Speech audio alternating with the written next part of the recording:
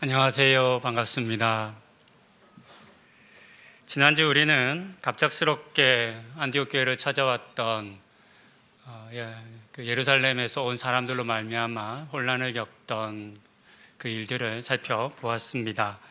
할례를 받지 않아도 된다라고 하는 예루살렘 교회의 결정을 통해서 다시금 안디옥 교회는 안정을 되찾았습니다. 그러자 바울이 지난번 전도의 여정을 떠올리며 다시금 이방 지역의 교회를 방문하자라고 마음을 먹고 바나바에게 이야기를 건넵니다. 바나바도 같은 마음이었습니다. 그런데 이 두 사람은 한 가지 문제에 부딪히게 되었습니다. 그것은 요한이라고 하는 마가를 다시 데려가는 것이었습니다. 요한은 히브리식 이름이고 마가는 헬라식, 당신 로마니까 로마식 이름입니다. 그는 골로새서 4장 10절에 기록된 것처럼 바나바의 생질, 즉 조카였습니다. 마가의 동행 문제가 이 두 사람에게 이슈가 된 이유는 사도행전 13장 13절에서 찾을 수 있습니다. 바울과 및 동행하는 사람들이 바부에서 배 타고 밤빌리아에 있는 버가에 이르니 요한은 그들에게서 떠나 예루살렘으로 돌아가고, 첫 번째 전도의 여정 중에 마가가 동료들을 떠나 고향으로 돌아가 버린 것입니다. 아직 청년이었던 마가가 이 여정을 통해서 기대했던 것은 무엇이었을까요? 낯선 곳을 방문하는 여행 정도로 이 여정을 생각했을 수 있겠다 싶습니다. 또한 좋은 일, 쉬운 일, 마가는 사도들과 또 예수님과 가까이 지낸 유년기를 보냅니다. 우리가 아는 것처럼 제자들이 예루살렘에서 머문 집이 마가의 집이었거든요. 마지막 만찬도 그곳에서 일어났고 성령의 임재도 마가의 다락방에서 이루어졌습니다. 어려서부터 가까이 지냈던 예수님과 사도들이 행했던 여러 기적적인 사건을 누구보다 많이 보았을 가능성이 큰 마가입니다. 그와 같은 일들이 가득한 그런 전도여행을 생각했을 수도 있겠습니다.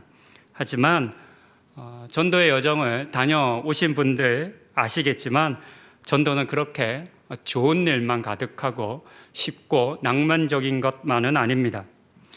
무엇보다 예루살렘 출신인 마가가 감당하기에는 소아시아 지역은 너무나 척박하고 힘든 곳이었습니다. 안정적인 거처도 없었을 뿐만 아니라 배나 도보로 이곳저곳을 옮겨 다니는 뜨내기와 같은 삶을 살아야만 했습니다. 앞선 설교에서 밤빌리아의 버가는 무덥고 습한 지역으로 풍토병이 많았었다 말씀드렸습니다. 학자들은 바울이 이곳에서 병에 걸렸을 가능성과 또 이 병을 치료하기 위해서 낯설고 험한 고산지인 비시디아 안디옥을 향했을 가능성을 크게 봅니다. 어쩌면 이것이 마가가 중도에 포기한 이유일 수 있습니다. 그렇게 마가는 중도에 포기하고 고향 예루살렘으로 돌아가 버렸습니다. 그런 마가에 대해 바울은 오늘 본문 38절에서 자기들을 떠나 함께 일하러 가지 아니한 자라고 마가를 평가했습니다. 정확한 이유나 사정은 알 수 없지만 분명한 것은 마가가 그들과 함께 일하는 것, 즉 전도하는 것을 원하지 않았거나 피했다는 사실입니다. 바울은 이와 같은 마가의 행동을 이해할 수 없었던 것 같습니다. 그리고 그런 일은 옳은 일이 아니라고 생각했습니다. 그렇기 때문에 두 번째 여정에서는 결코 동행할 수 없다 말한 것입니다.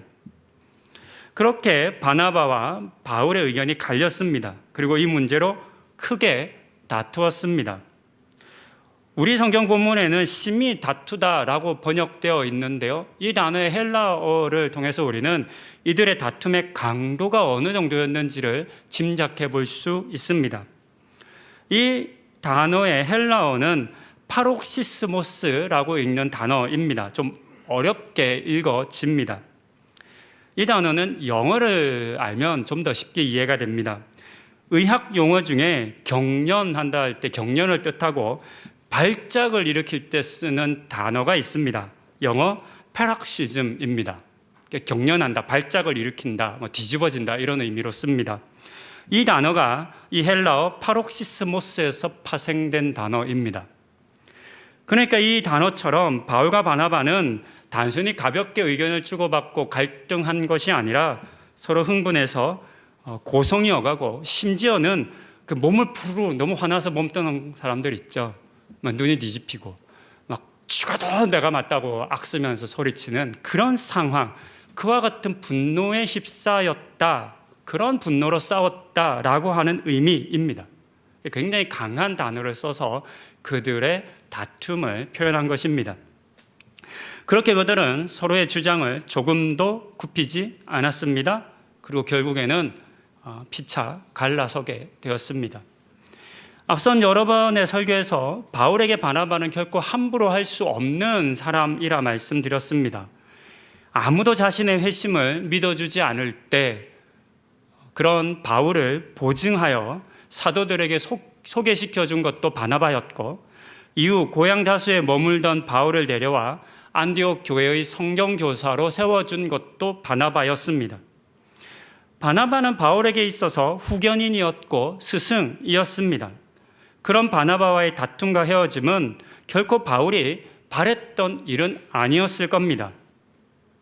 한 번쯤 바울이 눈 감아줄 수 있었지 않을까 하는 생각을 해봤습니다. 하지만 그러지 못한 것은 복음을 전하는 것을 너무 가볍게 여겼던 마가에 대한 실망감 때문이지 않을까, 이런 생각을 해보았습니다. 한편 바나바는 왜 마가를 다시 데려가려 했을까요? 자신의 조카였기 때문에 그의 실수나 잘못을 대충 덮어주려 한 것일까요?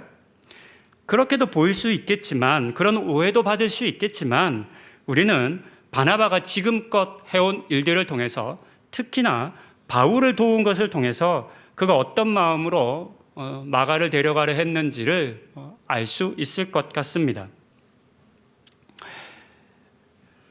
만약 바나바가 다시 마가를 데리고 함께하지 않았었다면 마가는 어쩌면 두 번 다시 전도자의 삶을 살지 못했을 수 있다는 생각이 들었습니다. 왜냐하면 한 번의 실패가 그를 규정했기 때문입니다.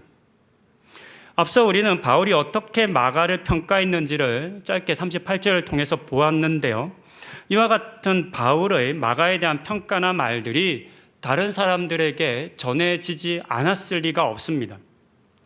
첫 전도를 마치고 돌아온 바울과 바나바는 안디옥 교회 여러 사람들과 또 만나는 사람들마다 붙잡고 어떤 일들이 있었는지를 들려주었습니다. 꽤 여러 날 동안 첫 번째 전도의 사역 가운데 있었던 놀라운 하나님의 일들을 말합니다. 그때 마가의 일은 빼놓고 얘기 안 했을까요? 그럴 수 없잖아요. 우리가 배를 타고 구브로에 갔어, 뭘 만났어, 누구를 만났어 등등 얘기를 하면서 밤빌리아 버가에서 마가가 떠난 얘기를 했을 겁니다. 이야기에 원래 사람들은 얘기하다 보면 그런 일들을 더 크게 이야기하잖아요. 어쩌면 이렇게 이야기하지 않았을까요? 마가게 못 믿으래야. 야, 너희는 절대로 앞으로 마가랑 일하지 마. 걔 뒤통수 쳐. 이런 얘기 했을 것 같습니다. 그렇게 바울의 말에 의해서 마가는 실패자로 규정되었습니다. 어쩌면 배신자라고 하는 말을 들었을 수도 있을 겁니다. 아무리 마가가 자신의 잘못을 뉘우치고 용서를 구해도 다시는 그렇지 하지 않겠다라고 말을 한다 해도 그 말을 들어주고 믿어주는 사람이 없으면, 당사자가 그것을 받아주지 않으면 아무런 소용이 없을 겁니다. 한 번의 실수나 잘못으로 타인을 평가하고 단정하는 이 바울의 모습이 너무 가혹해 보일 수도 있겠지만, 사실 생각해 보면 우리도 타인을 바라볼 때 크게 다르지 않은 것 같습니다. 특히 내가 직접적으로 피해를 보거나 부정적인 경험을 한 경우라면 그 사람에 대한 나의 평가가 좋기가 참 어렵습니다. 더하여 오랜 시간이 지나도 실제로 잘못을 반성하고 돌이켰다 하더라도 그것을 인정하고 받아주지 않는 경우가 더 많은 것 같습니다. 이와 같은 상황에서 바나바는 위로자라고 하는 그 이름의 뜻에 합당한 선택과 결단을 내립니다. 이미 한번 실패했던 마가이지만 바나바는 그를 포기하지 않았습니다. 단순히 조카였기 때문이 아니라 그렇게 무너진 사람들, 어려움을 겪는 사람들을 돕고 이끄는 것이 그의 사명이었기 때문입니다. 앞서 이와 같은 바나바의 특별한 마음의 은혜를 바울이 입었습니다. 바울이 아무도 인정하지 않을 때 그를 믿어주고 끌어주고 세워준 사람이 바나바였습니다. 그런 바나바가 지금은 마가를 이끌어주고 있습니다. 우리 여기서 잠시 마가의 입장에서 이 사건을 한번 생각해 보시겠습니다. 우리가 이 본문을 읽고 적용하고 이해할 때 이 사건의 당사자일 수도 있는 마가의 입장에서 본문을 잘 안 읽는 것 같아요. 저도 이번 설교를 준비하면서 처음으로 한번 마가의 입장이 되어봤어요. 마가에게 바나바와 바울에 대한 미안한 마음이 있었을까요? 없었을까요? 어떻게 생각하세요? 저는 있었을 것 같아요. 예루살렘에 바나바와 바울이 오잖아요. 앞서 보았던, 지난주 보았던 그 안디옥에 온 그 할례 문제 해결하기 위해서 오면 당연히 마가의 집은 거칩니다. 왜냐하면 항상 그 교제하고 식사하는 것이 마가의 집이었기 때문입니다. 이때 마가가 도망갔을까요? 그렇지 않았겠죠. 찾아갔을 것 같습니다. 그리고 자신의 잘못을 인정하고 용서를 저는 구했을 것이라고 생각합니다. 이런 모습도 없었다면 바나바조차도 아무리 그런 긍휼한 마음이 있다 해도 바울에게 그래도 마가 데려가자 이런 말 못했을 것 같아요. 자신의 잘못과 부족함, 실수를 인정하는 마음이 있었기 때문에 그래도 바나바가 그를 데려가려 했을 것 같습니다. 그러던 어느 날 안디옥에서 한 소식이 들려옵니다. 삼촌 바나바와 바울이 크게 다투고 헤어졌다는 것입니다. 더군다나 그 이유가 바로 자신 때문이라는 사실도 듣게 됩니다. 이 사실을 듣게 되었을 때 마가는 얼마나 힘들었을까요? 과거 자신의 미숙함과 실수가 훗날 이렇게 큰 다툼과 분열의 이유가 되었다는 것에 마가가 느꼈을 부담감은 매우 컸을 겁니다. 그런 상황에서 바나바가 자신을 불렀습니다. 그러면서 이야기합니다. 같이 다시 전도하러 가자. 바울과 헤어진 삼촌이 이 모든 문제의 원인일 수 있는 자신을 불러 함께 가자고 한 것이 참 고마움일 수도 있었겠지만 또 한편으로는 부끄러움과 미안함 마음이었을 겁니다. 하지만 바나바처럼 나를 절대로 포기하지 않는 사람이 있을 때 사람은 다시 일어설 힘을 얻는 것 같습니다. 그렇게 마가가 다시 기회를 얻고 일어서게 됩니다. 우리는 바나바와 마가의 두 번째 전도의 내용은 알지 못합니다. 그냥 배 타고 구브로로 갔다 여기가 끝입니다. 그래서 어떤 일이 있었는지 그가 이 사역을 잘 감당했는지 모릅니다. 그러나 한 가지 추측할 수 있는 것은 이번에는 마가가 이 사역을 중도에 포기하지 않았을 것이라는 사실입니다. 아니 마가는 있는 힘을 다하여 충성되게 감당했을 것입니다. 바울이 자신을 믿지 못하고 함께하려 하지 않은 것도 마가는 충분히 이해가 되었을 것이고 그럼에도 그런 자신을 불러 다시 함께해 준 바나바에 대한 고마운 마음도 느꼈을 것입니다. 그렇게 마가는 위로자 바나바의 손에서 실패를 극복하고 이전과는 전혀 다른 새로운 사람으로 빚어지고 있었습니다. 다시 바나바와 바울의 이야기로 돌아갑니다. 두 사람이 지금까지의 좋았던 관계를 포기하고 헤어질 정도로 다투었던 이유는 그렇게까지 다투었던 이유는 두 사람 모두가 자신이 옳다고 생각했기 때문입니다. 마가에 대한 각각의 판단이 내가 옳아, 내가 맞아 라고 생각했기 때문일 겁니다. 가끔 우리가 경험하는 최악의 다툼과 충돌, 이런 일들은 두 사람이 모두 옳을 때 일어납니다.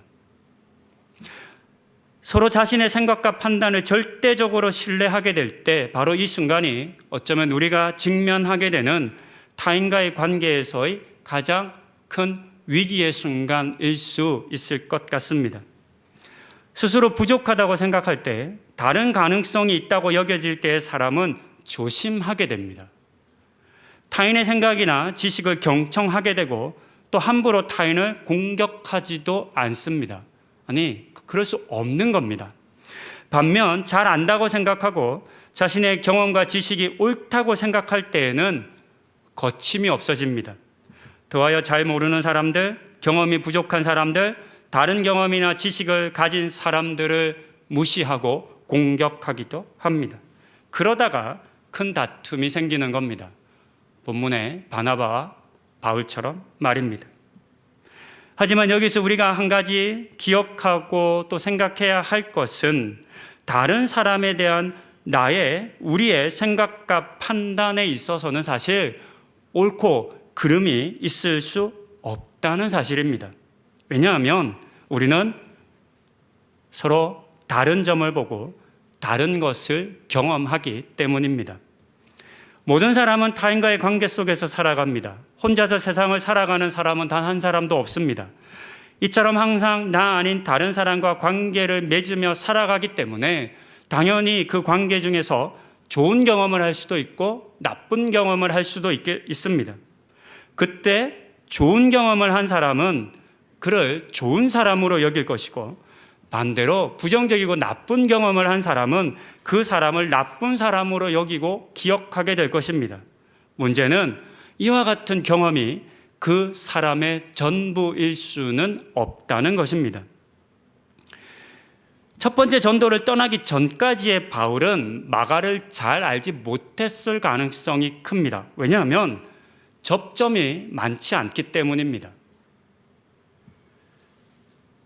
회심하기 전까지 바울은 예루살렘에 거합니다. 하지만 그때의 바울은 그리스도인들을 체포하여 죽이려 하는 사람이었던 거죠. 그러니까 그때 마가는 바울을 보면 도망쳐야 합니다. 접점이 있을 수가 없죠. 이후 회심의 사건 이후에 바울은 유대인들이 죽이려 했기 때문에 급하게 고향으로 도망갑니다. 그리고 한 10여 년을 머물다가 안디옥 교회 교사가 되었고 안디옥 교회의 거처를 삼아 생활했습니다. 그러니까 물리적으로 마가와 함께 접촉하거나 만나는 그런 기간은 거의 없었다고 보여집니다. 하지만 마가에 대한 이야기는 많이 들었을 가능성이 큽니다. 앞서 말씀드린 것처럼 사도들이 주로 머물렀던 것이 마가의 집이었기 때문이고, 마가는 어려서부터 예수님을 비롯한 여러 사도들과 친밀한 관계를 맺어왔기 때문입니다. 베드로서를 보게 되면 베드로가 마가를 아들이라고 부릅니다. 원래 참 진짜 아들은 아니잖아요. 근데 아들이라고 부를 만큼의 깊은 관계를 맺었다라고 하는 것을 알 수 있습니다. 사도들과 마가가 가진 이런 깊이의 교제와 관계는 바울은 맺지 못했습니다. 하지만 그 덕분에, 많은 사도들과의 친분 덕분에, 특히나 삼촌인 바나바 덕분에 마가에 대한 이야기는 많이 들었겠죠. 그래서 바나바의 추천이 있었기 때문에 마가는 잘 모르지만 내 후견인이고 스승인 바나바의 말이라면 내가 믿어줘야지, 들어줘야지. 마가 같이 갑시다 라고 첫 번째 전도의 여정 가운데 동참하게 된 것입니다. 그런데 막상 함께 해보니까 들은 것과는 다른 마가의 모습을 보았습니다. 괜찮은 청년이라고 믿을만 하다고 들었는데 막상 아니었습니다. 마가는 복음을 전하는 일에 준비되어 있지 않았던 것입니다. 결국은 중간에 그들을 떠나 집으로 돌아가 버렸을 때 마가에 대한 바울의 경험은 절대 좋을 수가 없었을 겁니다. 부정적일 수밖에 없었습니다. 문제는 이와 같은 부정적 경험에 바울이 사로잡혔다는 것에 있습니다. 마가의 실수 또 부정적인 모습을 보고 경험한 것은 맞지만, 그렇다고 해서 이것이 마가의 전부는 아니었을 겁니다. 어떻게 한 사람의 그 실수의 한 모습과 한 번의 경험이 그의 전부를 나타낼 수 있겠습니까? 바울이 알지 못하는 마가의 또 다른 모습이 있었을 겁니다. 그럼에도 불구하고 마가의 좋은 면들 또는 마가의 진면목을 바울은 인정하지 못했습니다. 그렇게 한 번의 부정적인 경험으로 마가를 판단하고 말았습니다. 사도행전 15장의 오늘의 본문 이후에 마가의 흔적은 그렇게 많지 않습니다. 자세하게 마가가 어떤 삶을 살았는지 서술은 거의 되어 있지 않습니다. 몇몇 구절에서 그의 이름이 언급되는데 저희가 함께 읽었던 디모데후서 4장 11절에서는 바울이 마가를 그가 나의 일에 유익하다라고 말하는 장면을 봅니다. 달라졌죠? 그리고 또 다른 본문을 보면 빌레몬서 1장 24절에서 바울은 마가를 나의 동역자라고 불렀습니다. 그리고 골로새서 4장 10절을 보면 나와 함께 갇힌이라는 표현을 통해서 마가가 바울의 일행과 함께 투옥되어 있다는 것을 알 수 있습니다. 오늘의 본문에서는 마가랑은 절대로 동역할 수 없다고 했는데, 절대로 나는 마가를 신뢰할 수 없다고 했는데 그 관계가 많이 달라졌다는 것을 알 수 있습니다. 이 관계의 변화를 시기적으로 짧게 살펴봅니다. 15장에서 2차 전도 여행을 떠나려 할 때의 시기가 AD 약 49년경입니다. 그리고 나의 동역자라고 부르는 말이 기록된 빌레몬서는 3차 전도 여행 중인 에베소에서 기록되었습니다. AD 약 55년경입니다.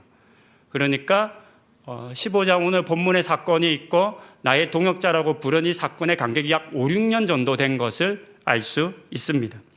불과 5, 6년 만에 마가에 대한 바울의 생각이 달라진 것입니다.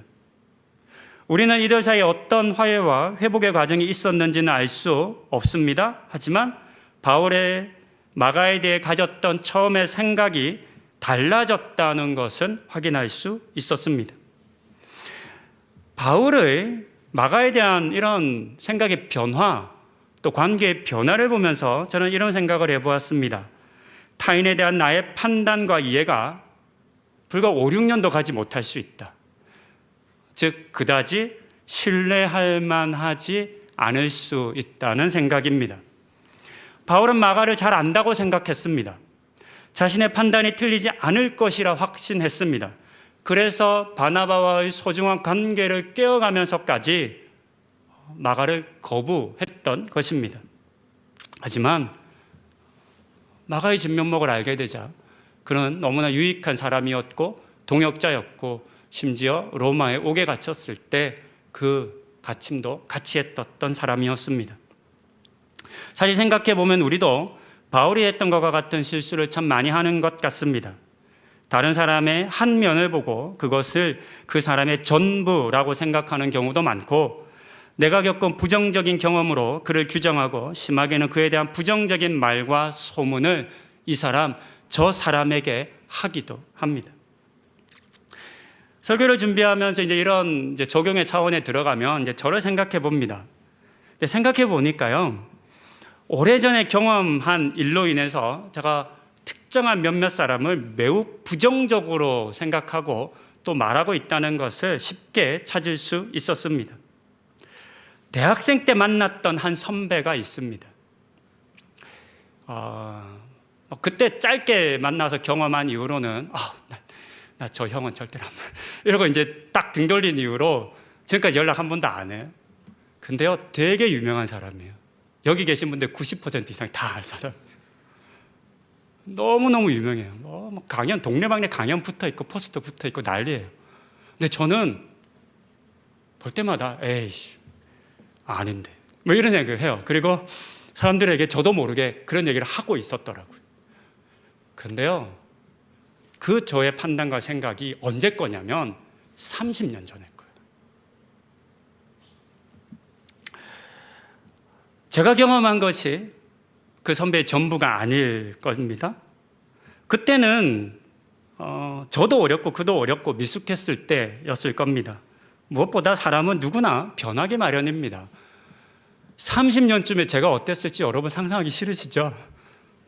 30년 전에 여러분은 어떠셨어요? 충분히 신뢰할 만하고 충분히 믿을 만하셨어요?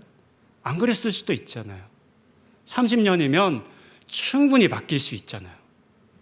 그런데 저는 안타깝게도 그 30년 전에 부정적인 경험 속에 그 선배를 딱 가둬놓고 있는 거예요. 그 사람 절대로 변했을 리 없어. 그 사람은 아마 30년 전 모습 그대로일 거야. 이렇게 생각하고 있는 겁니다. 바울이 마가에 대한 첫 번째 판단을 끝까지 바꾸지 않았더라면 마가는 절대 바울의 동역자가 될 수 없었을 것이고 바울과 하나님의 사역 가운데 유익한 사람이 되지 못했을 겁니다. 어쩌면 오늘 우리가 읽고 있는 마가복음도 쓰지 못했을 수 있습니다.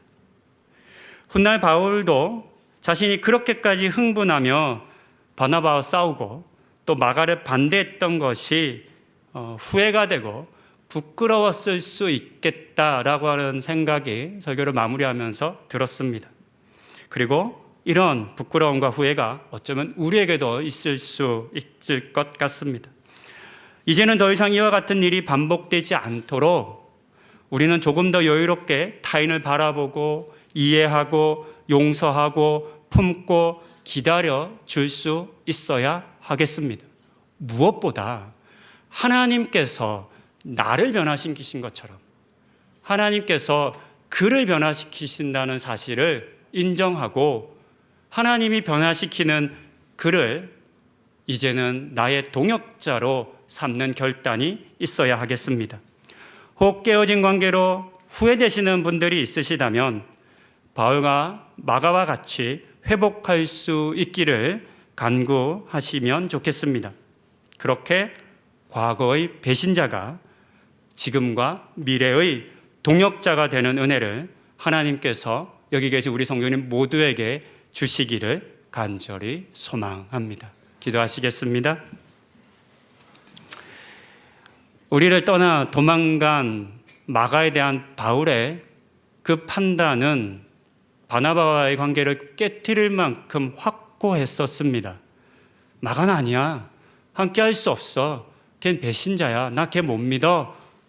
라고 확신했었는데 5, 6년 지난 이후에 바울은 마가를 동역자라고 유익하다 인정하고 있습니다. 하나님, 이와 같은 일들이 오늘 우리에게도 충분히 있을 수 있겠습니다. 내가 부정적인 경험 속에서 평가하고 판단한 사람이지만 하나님께서 그를 연단하고 돌이키고 바꾸어 하나님의 일 가운데 사람들 가운데 유익한 사람이 되게 할 수 있다는 것을 인정하고 우리의 타인에 대한 시선과 판단을 지난 과거의 부정적 경험 속에 가두지 않게 하여 주시옵소서. 성령이 나를 변화시켜 주신 것처럼 성령이 다른 이들을 변화시켜 주실 것을 믿고 신뢰하는 우리들 다 되게 하여 주시옵소서. 이 모든 말씀 예수님의 이름으로 기도드립니다. 아멘. 주신 말씀 기억하시며 봉헌 찬송 366장 찬양하시겠습니다.